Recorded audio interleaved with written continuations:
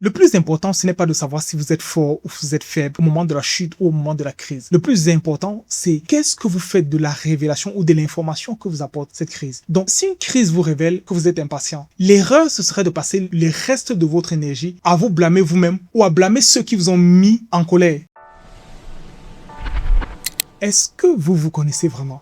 Je ne parle pas de vos préférences, encore moins de votre métier, de votre réputation. Je parle de vous, et notamment vous, quand tout s'effondre. Parce que je vous rassure que c'est à ce moment-là, et généralement, voire seulement à ce moment-là, que vous allez rencontrer la vraie version de vous-même. Il y a cette phrase ou cette citation de Albert Einstein que j'aime beaucoup, et particulièrement en anglais, c'est « Adversity introduces a man to himself ». L'adversité introduit un homme à lui-même. Nous passons souvent notre vie à construire un masque de compétences, de force, de contrôle, de maîtrise. Mais quand la tempête arrive, je vous assure, très souvent et trop souvent, le masque tombe.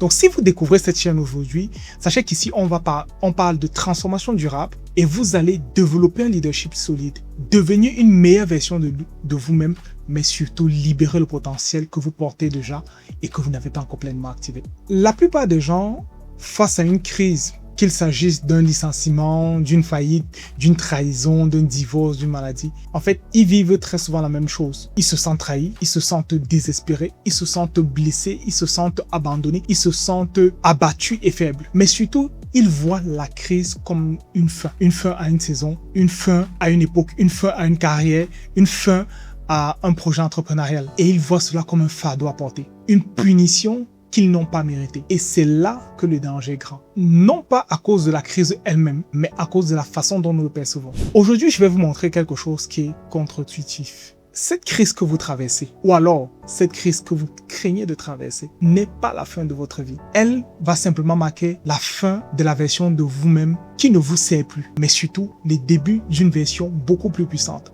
Alors restez avec moi jusqu'au bout et vous allez découvrir quelque chose qui pourrait changer votre vie. Imaginez un miroir, pas un miroir ordinaire. Un miroir qui ne reflète pas votre visage, mais votre caractère. C'est en fait exactement cela qu'est une crise. La crise va révéler avec une précision chirurgicale ce que vous avez au plus profond de vous. Votre niveau de patience, votre capacité à endurer la douleur ou à endurer l'injustice, mais surtout votre vrai rapport à l'échec dont nous parlons depuis quelques semaines. La crise va aussi vous montrer votre véritable foi au futur quand le présent est sombre. Deux personnes peuvent traverser exactement la même épreuve et en sortir radicalement différentes. Et moi, c'est quelque chose que j'ai vu il y a une quinzaine d'années lorsque j'étais étudiant. Avec un ami très proche, nous sommes passés exactement par la même difficulté, le même challenge. Mais nous avons eu tous les deux résultats différents. Chez l'une des personnes, en fait, la crise peut produire l'amertume, la colère, les addictions ou alors mettre sous les radars un talent inexploité. Et chez l'autre, la même épreuve, je vous assure, exactement la même épreuve, va produire une force de caractère, de la détermination, de la persévérance, mais surtout une envie d'y arriver à tous les prix. Donc la différence, vous le voyez, n'est pas forcément dans la crise. En fait, elle est dans la révélation que chacun tire de la crise. Et je veux que vous reteniez ceci. Le plus important, ce n'est pas de savoir si vous êtes fort ou vous êtes faible au moment de la chute ou au moment de la crise. Le plus important, c'est qu'est-ce que vous faites de la révélation ou de l'information que vous apporte cette crise. Donc si une crise vous révèle que vous êtes impatient, l'erreur, ce serait de passer les restes de votre énergie à vous blâmer vous-même ou à blâmer ceux qui vous ont mis en colère. La bonne décision par contre, ce serait de prendre cette révélation comme une information stratégique et de repousser les limites de votre impatience. Vous le voyez, une crise ne vous brise pas. Elle vous montre où vous avez encore à construire dans votre vie, dans votre caractère et dans votre carrière. Pour tous ceux qui passent par une crise en ce moment, je voudrais que vous posiez cette question en silence. Qu'est-ce que cette crise révèle de moi que je n'avais pas voulu voir jusqu'ici? Notez la réponse. Ne la jugez pas. En fait, cette réponse est un point de départ, pas une sentence. Et encore moins un point final. Quelle est la stratégie pour reprendre le contrôle lorsque l'on passe par une crise? Stephen Covey, l'un des plus grands penseurs du leadership, a formulé un principe qui a changé la vie de millions de personnes qui ont lu son livre « Les 7 habitudes de ceux qui réussissent ce qu'ils entreprennent ». Il dit ceci, 10% de ce qui arrive dans votre vie est constitué des choses que vous subissez. Par contre, les 90% restants sont déterminés par la façon dont vous réagissez à ces 10%. Lisez bien ou écoutez bien. Ce n'est pas ce qui vous arrive qui définit votre vie, c'est votre réaction à ce qui vous arrive. La crise, le choc, la trahison, ce sont les 10%. Vous ne pouvez pas les contrôler. Du moins, vous ne pouvez pas toujours les contrôler. Mais votre attitude face à ces 10% est entièrement à votre contrôle. Voici le piège dans lequel la plupart des gens tombent face à une crise. Premièrement, le blâme. Ce supérieur injuste qui vous a refusé une promotion, ce partenaire qui vous a trahi, cette économie qui s'est effondrée, ce marché qui n'a pas suivi votre produit qui était pourtant génial. Parfois, la personne que l'on blâme, c'est soi-même.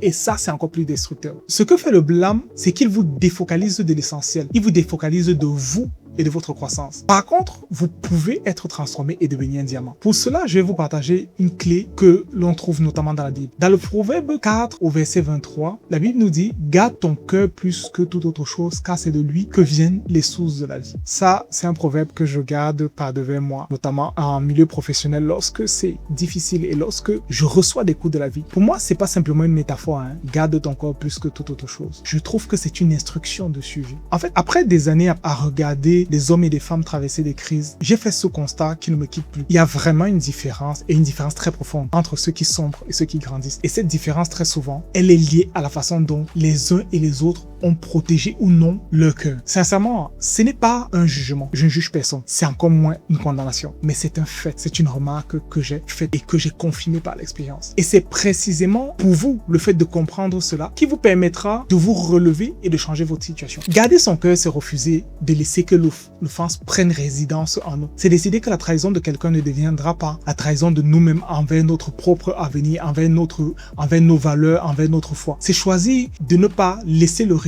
devenir une valeur, ni le blâme des autres coloniser notre identité. Lorsque l'on passe par une crise, par des moments difficiles, en fait, les blessures cherchent à entrer dans notre cœur, à devenir de l'amertume, de la rancœur, du découragement. Donc, le travail le plus urgent, c'est de fermer la porte à ces choses. Car un cœur souillé par la haine, par le ressentiment, ne peut produire que des décisions injustes, des relations qui ne sont pas saines, une vision qui devient floue, alors que nous avons besoin précisément de ces éléments en bon état pour pouvoir avancer. Ce n'est donc pas une faiblesse de protéger son cœur en situation difficile. C'est un acte de leadership, et l'acte de leadership le plus courageux que vous puissiez poser à ce moment-là. Les sources de votre vie, votre créativité, votre foi, votre force, votre capacité à aimer, votre capacité à construire, votre capacité à croire, jaillissent tous de cet endroit, votre cœur. Et donc, quand vous le gardez, même dans la tempête la plus violente, vous allez rester debout, orienté, focalisé, capable. Alors, lorsque vous traverserez la prochaine crise, posez-vous cette question avant toute autre chose. Est-ce que vous êtes en train de garder votre cœur? Car de lui seul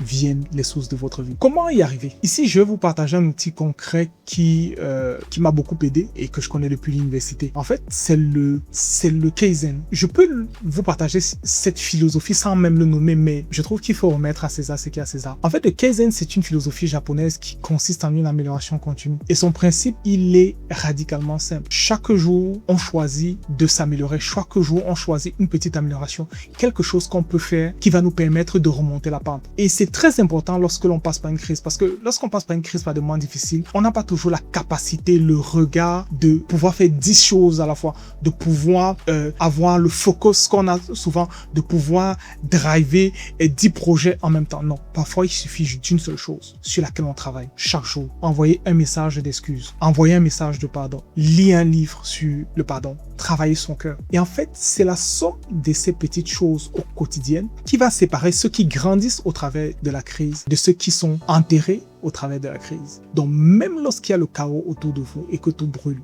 il y a quelque chose qui est fondamental. Il faut que vous gardiez le sentiment que vous avancez. Et ce sentiment-là, vous ne pouvez le garder que si votre cœur se développe. Mais surtout, vous avez l'impression chaque jour, vous produisez un résultat différent de celui que vous avez produit. Pas 10 résultats, 1%. Comme dirait James Clear, qui a rédigé le livre de Atomic Habits. 1%, pas plus. Avant de nous quitter, laissez-moi résumer ce que nous avons appris ensemble. Premièrement, la crise n'est pas une punition, c'est un miroir qui nous révèle qui nous sommes vraiment et là où nous devons encore travailler. Deuxièmement, 10% de votre vie vous est imposé, mais les 90% restants dépendent de votre réaction. Vous êtes aux commandes, même quand vous ne vous sentez pas capable. Troisièmement, la pression, la crise, les challenges peuvent faire deux choses. Soit vous briser, soit vous transformer. Et vous devez choisir consciemment de devenir quelqu'un de transformé. La crise passera. Hein. Ce qui est fantastique avec la vie, c'est qu'elle est faite de cycles. Crise, moment heureux ou de croissance. Crise, heureux, moment heureux ou de croissance. C'est comme ça.